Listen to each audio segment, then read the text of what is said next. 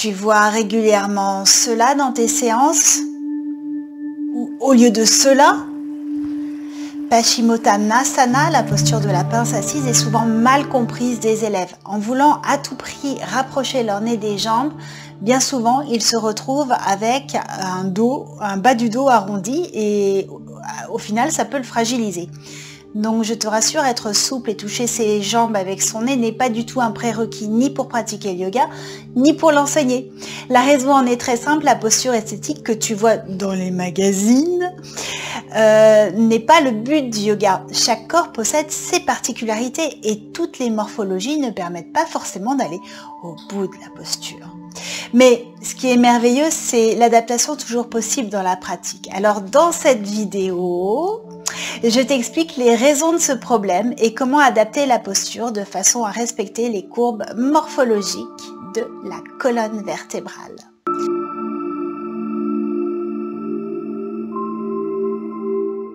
Tu es sophrologue, peut-être souhaites-tu élargir ton activité avec du yoga et peut-être l'enrichir également avec des techniques de cette discipline. Je suis Mila Rivaud, j'ai créé la méthode Yoga Sophro. Chaque lundi dans le quart d'heure Yoga Sophro, je t'enseigne mes astuces pour améliorer tes compétences en yoga. Si cet objectif est bien le tien, je te conseille vivement de t'abonner à la chaîne. La posture de la pince assise ou encore Paschimottanasana en sanskrit possède de nombreux bénéfices. Elle masse les organes internes, elle assouplit les hanches, elle étire les ischio-jambiers, elle facilite le lâcher-prise. Mais très souvent, les élèves éprouvent beaucoup de difficultés à l'apprendre. Le problème dans cette posture provient souvent d'un bassin en rétroversion. Alors, si tu ne sais pas ce que c'est qu'un bassin en rétroversion, je te propose d'imaginer le bassin d'un cow-boy ou la démarche du cow-boy. Au lieu d'être assis sur ses deux ischions, le cow-boy, lui, est assis sur son sacrum. Bon, je parle du cow-boy, mais bien sûr, cela peut arriver aux filles. Donc, à cause de ce positionnement du bassin, le problème, c'est qu'en voulant se pencher en avant dans la posture, l'élève effectue la posture à partir de ses lombaires, de son bas du dos, ce qui entraîne, un bas du dos arrondi. Le bas du dos ne doit être jamais arrondi dans cette posture.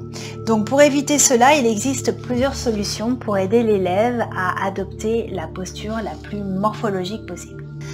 Première solution pour faciliter la bascule du bassin vers l'avant, on va placer une couverture, alors de préférence pas trop molle, et un petit peu surélevée. Donc on va venir s'asseoir à l'avant de la couverture et de cette façon-là, le bassin est un peu plus incliné vers l'avant.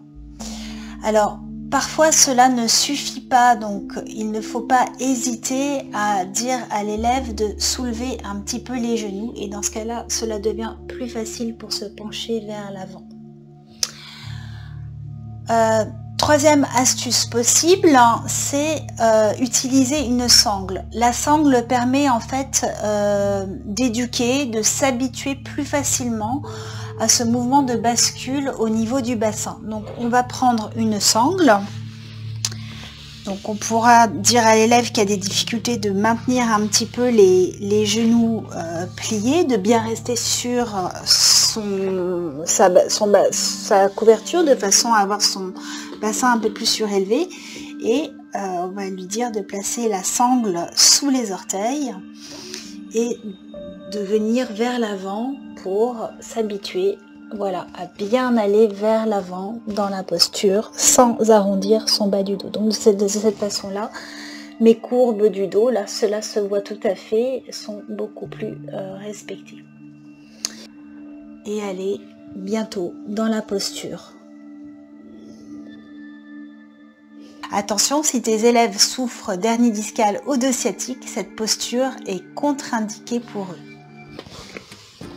Alors j'espère que cette vidéo t'a plu. Si c'est le cas, n'hésite pas à la liker, à la commenter le plus amplement possible et bien sûr à t'abonner à la chaîne. Si tu commences tout juste dans ce domaine, je t'invite à télécharger gratuitement le guide Yoga Sophro pour les nuls. Le lien est accessible depuis la description de cette vidéo. À bientôt!